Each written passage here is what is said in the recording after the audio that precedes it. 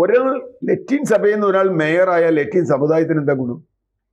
ഇപ്പൊ കേരളത്തിലെ മന്ത്രിസഭയിൽ 10 നായന്മാരുണ്ട്. ഞാൻ എപ്പോഴും പറയാറുണ്ട്, കേരളത്തിലെ നായന്മാർക്ക് അതുകൊണ്ട് വല്ല ഗുണമുണ്ട്.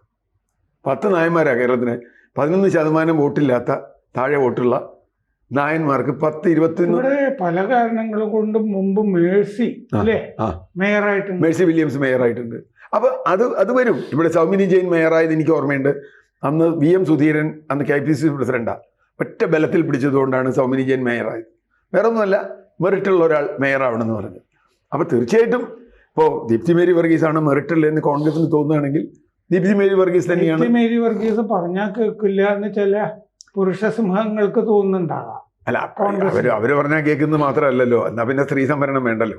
അവര് പറഞ്ഞാൽ കേൾക്കുന്നവരെ നിർത്താനല്ലല്ലോ സ്ത്രീകളെ വെച്ചിട്ടുള്ളത്. സ്ത്രീകളുടെ വിഷയത്തിൽ ഞാനിപ്പോൾ ഏതെങ്കിലും ഒരു സ്ഥാനാർത്ഥിക്ക് വേണ്ടിയല്ല, എനിക്ക് അവരെ പരിചയമുള്ളതുകൊണ്ട് വളരെ ബോൾഡായി പല തീരുമാനങ്ങൾ എടുക്കാൻ കഴിവുള്ള ഒരാളാണ് അവർ എന്നാണ് എൻ്റെ വ്യക്തിപരമായ അനുഭവം. അപ്പം അങ്ങനെ ബോൾഡായി തീരുമാനം എടുക്കുമ്പോൾ നേരത്തെ പറഞ്ഞ പുരുഷ കേസരി സിംഹങ്ങൾക്ക് ചിലപ്പോൾ അത് അത്ര പിടിച്ചോളണമെന്നില്ല. പക്ഷെ അതല്ല, നമ്മൾ ഈ സ്ത്രീ സംവരണം കൊണ്ട് എന്താ ഉദ്ദേശിക്കുന്നത്?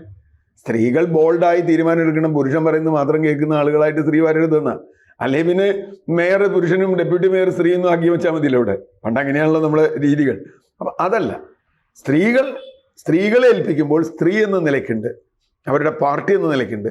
തീർച്ചയായും അവർ വളർന്നു വന്ന സാഹചര്യം, സമുദായമുണ്ട്, അവരുടെ ഡിവിഷൻ ഉണ്ട്. ഇതിനൊക്കെ പുറമെ ഇതിനൊക്കെ വെച്ചിട്ട് ഇതുവരെയുള്ള ചരിത്രം വെച്ച് താല്പര്യമുള്ള ഒരാളെ മേയറാക്കണമെന്ന് തന്നെയാണ് കൊച്ചിക്കും കോൺഗ്രസിനും ഈവൻ ലത്തീൻ സഭയ്ക്കും അതാ നല്ലത്.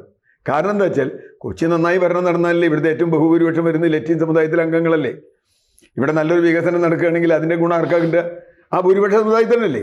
അപ്പം അതുകൊണ്ട് സാധാരണ ഏത് സമുദായത്തിൽപ്പെട്ട ആളുകളും എൻ്റെ സമുദായത്തിലുള്ള ഒരാൾ വരണം എന്നല്ല വിചാരിക്കേണ്ടത്. ഒരു കൊച്ചി നിവാസി വിചാരിക്കേണ്ടത് നല്ലൊരു മേയർ ഇവിടെ വരണമെന്നാണ്. കാരണം എൻ്റെ വികസനം കാര്യങ്ങൾ നടക്കണമെങ്കിൽ.